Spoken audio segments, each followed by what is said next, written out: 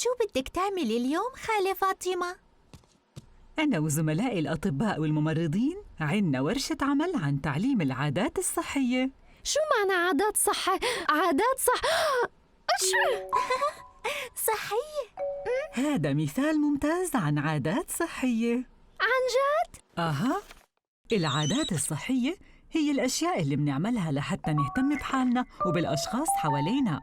خالة فاطمة بتعرف كتير لأنها بتشتغل بالاهتمام بصحة الناس. صح.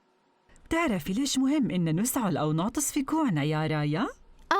لأنه لما منعطس أو منسعل مننقل ملايين الجراثيم للهواء، وهدول الجراثيم ممكن يخلوا الناس مرضى. صح كلامك. بس رايا، أنت حاسة حالك مريضة؟ لا، حاسة حالي منيحة. طيب ليش عطستي في كوعك إذا مو حاسة حالك مريضة؟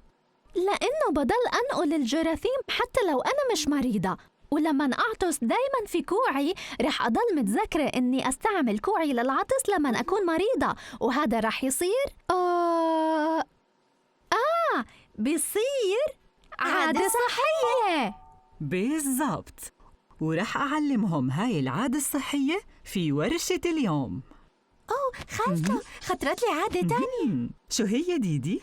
إنه نتأكد إن دايماً نعطس في كوعنا ومش في إيدنا، لأنه بإيدينا نمسك الأكل وإيدين البواب وكل شي تاني، حتى بنمسك إيدين الناس التانيين. وهيك إذا في جراثيم على إيدينا رح ننقلهم باللمس. مزبوط. لازم أخليكم أنتوا التنتين تقدموا درس الورشة عني اليوم. كل ما طبقنا عادات صحية أكتر كل ما قل عدد الناس اللي بيمرضوا. بس هيك رح تقل ساعات شغل خالته فاطمة. ما كنت رح أمانع. بفضل أعلم الناس كيف تهتم بحالها على إني أعالجهم وهم مرضى. يمكن كمان رح تحبي تعلمي مرضاكي أغنيتي عشان تذكرهم كيف يعتنوا ببعض. الاهتمام ببعض بخلي الدنيا أحلى. إله